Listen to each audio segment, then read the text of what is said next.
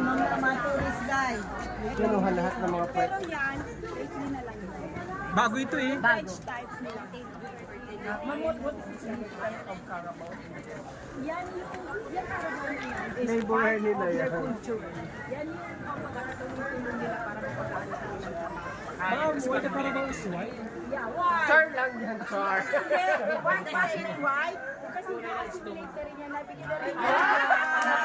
Nasa inculturation na. Nabigyan na yan ng kuhaan ng lahi. Ito naman, Amerikano. Ating benchmarking. Very trunis. Very trunis po. Salamat SDS, inaproban mo kami. Hello! This is part of our Very ano po, very... Ito yung cultural icon ng Baguio.